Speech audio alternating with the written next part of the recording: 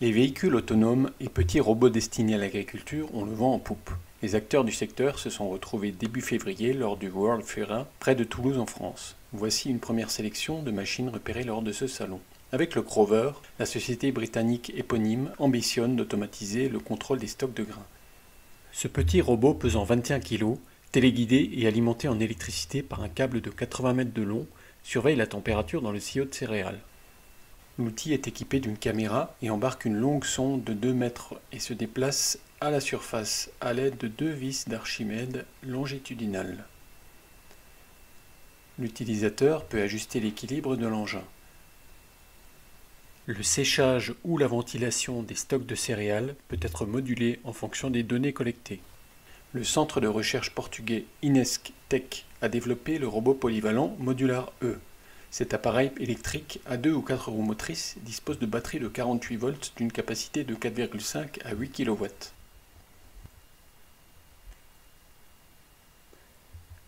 D'une autonomie maximale annoncée de 6 à 8 heures, il avance à 0,5 m par seconde en mode autonome. Il est guidé grâce à ses 2 antennes GPS RTK et à son lidar 3D.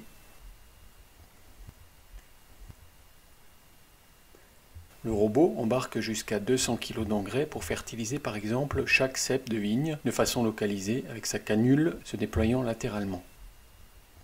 Un petit réservoir à l'extrémité du bras arrière permet de préparer la dose adéquate. À l'avant, il dispose également d'une barre de coupe pour faucher l'herbe de l'interrang. La start-up israélienne Robotic Perception met au point le prototype de taille autonome Spero, conçu pour les vignes et les arbres fruitiers. Un sécateur électrique opère à l'extrémité du bras de 90 cm de long, disposant de 3 axes de rotation et 3 axes de translation. Les données de texture, de position et de forme recueillies par les caméras 2D et 3D intégrées au bout du bras sont exploitées par l'intelligence artificielle. Les développeurs prévoient de commercialiser cette innovation sur une remorque comptant 3 à 4 robots de part et d'autre. Les premiers prototypes devraient être mis en service au cours de l'hiver 2024-2025. Le robot Weeder de la société néerlandaise Hotbot peut identifier les mauvaises herbes dans le rang et les éliminer instantanément. L'outil peut être installé sur n'importe quel automoteur. L'extrémité de son bras reçoit une pince de préhension avec laquelle il est possible d'arracher les adventices du sol ou simplement de les couper, selon l'espèce. Les mauvaises herbes sont identifiées à différents stades à l'aide d'intelligence artificielle. Le débit de chantier varie de 2 à 12 hectares par jour. Cet outil, déjà commercialisé en série, s'adresse avant tout aux producteurs de cultures biologiques. Il a été développé notamment avec l'université néerlandaise de Wageningen.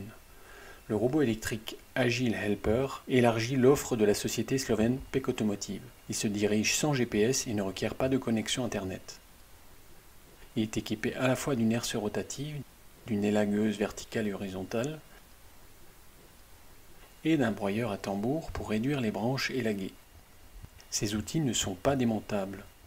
L'appareil pesant 1900 kg et large de 1,24 m évolue à l'allure maximale de 5 km/h et peut travailler dans des pentes pouvant atteindre 42 degrés. L'autonomie annoncée des batteries atteint 8 à 12 heures. Le temps de recharge s'élève à 8 heures. Le manufacturier de pneumatiques Continental veut lui aussi se faire une place sur le marché de la robotique agricole. La plateforme Contadino vise à montrer son savoir-faire dans ce secteur agricole.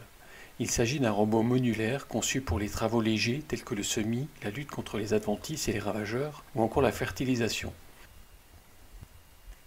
Pour ces différentes utilisations, le robot peut être équipé de multiples outils attelés. Sa conception modulaire devrait garantir un maximum de flexibilité en ce qui concerne les dimensions de l'outil porté. De premières applications devraient être développées avec des partenaires œuvrant dans la robotique agricole et être testées au champ. La technologie est par exemple exploitée pour le robot horticole sur rail Lumion de la société Octiva, par lequel les plantes peuvent être traitées avec des rayons UVC contre l'oïdium. Davantage d'informations sur ce sujet dans l'édition imprimée de Technique agricole suisse.